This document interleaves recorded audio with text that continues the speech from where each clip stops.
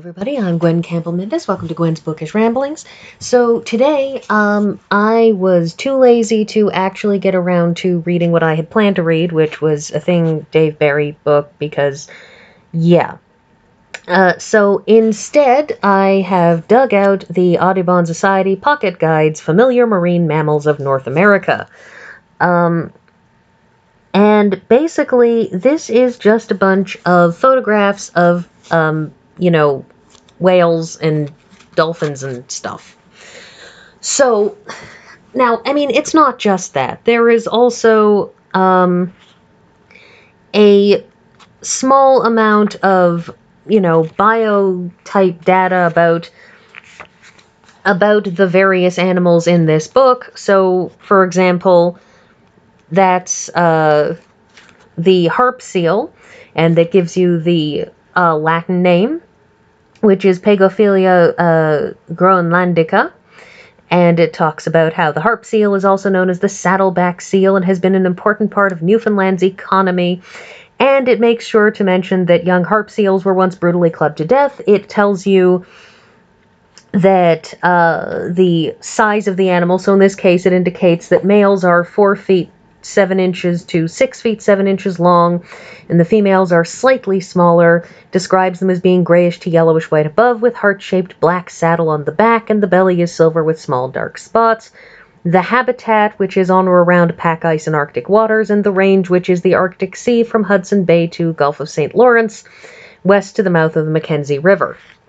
So, as you can see, harp seals are adorable, and that was basically my impetus for doing this, was I'm working under the assumption that even if I'm not telling you anything remotely interesting, because I doubt there are all that many of you who care deeply about, the range of the harp seal, I figured many people will find harp seals adorable, so we're looking at harp seals. We are also looking at these guys, and these guys are northern elephant seals, and elephant seals also have inflatable nose pouches, which we don't see here because I don't believe we have any of the male seals. Those are just a bunch of female seals hanging around together, looking adorable. And they have a range from the Gulf of Alaska all the way down to Baja in California. So, they've got a big range. And they are, as you can see, also adorable. That is a common dolphin.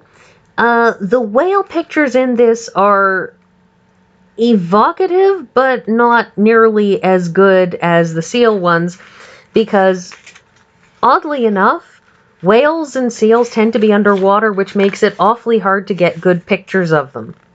Anyway, so this is the common dolphin, which, despite the fact that the bottlenose is really the dolphin people think of when they think of dolphins, common dolphins are apparently, way more of a thing.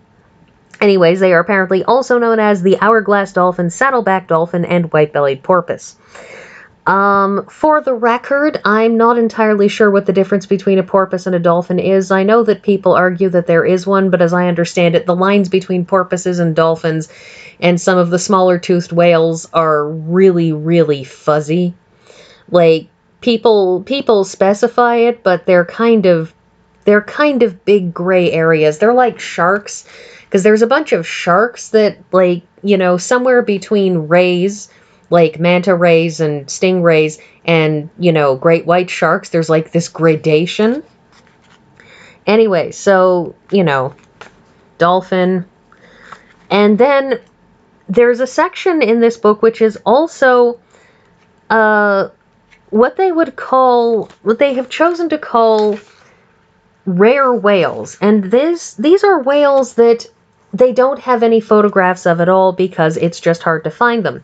So what you have instead here is a painting.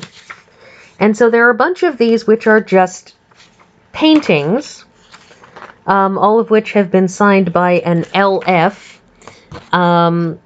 who I'm not entirely certain if LF is credited. Yeah, I'll double check. If I can find who the LF is credited to, then I'll it'll be in the thing, but if it's not credited anywhere that I can find, oh, Larry Foster, there it is. Paintings by Larry Foster. So that's Larry Foster. Anyways, this particular whale, since we're doing this, is the bowhead whale. I actually picked this one because I just like the picture. Anyways, so these are 65 feet long as a rule.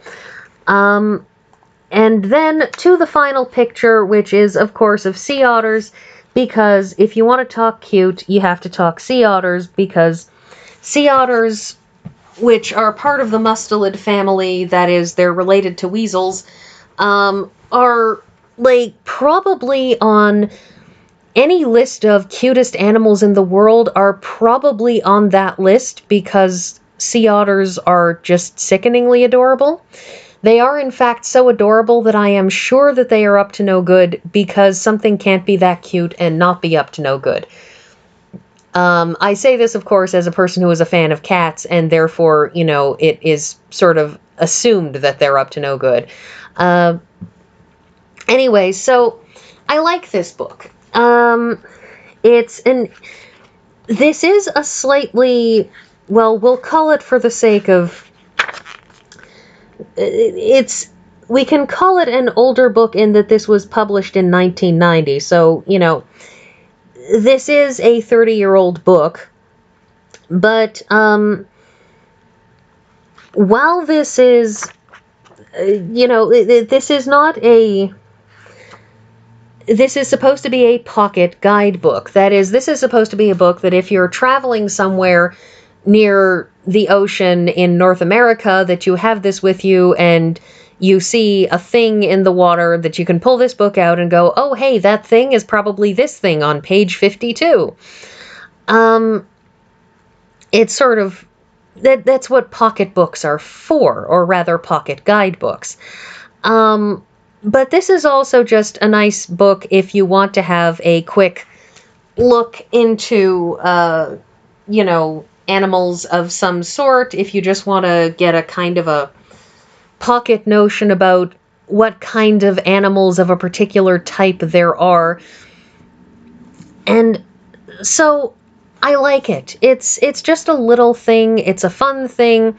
And if you like nature photos, even the photos that aren't the greatest photos of whales, they're still interesting and evocative and sometimes wholly unexpected photos, and it's just an enjoyable little thing to flip through in your spare time.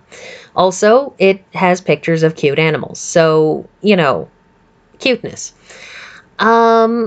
I probably don't actually have all that much else to say that is of any sort of particular value, because, well, I did this, like I said, because I didn't feel like reading any of the books that I probably should have read for this week. So, that's what you're going to be getting. And hey, this video is over well short of my usual 15-minute limit, but like I said, not much else to say. So, that's everything, and you can stare at the otters for a little longer if you want. Okay, I guess we're done staring at otters, and that is everything, and I will see you all next week.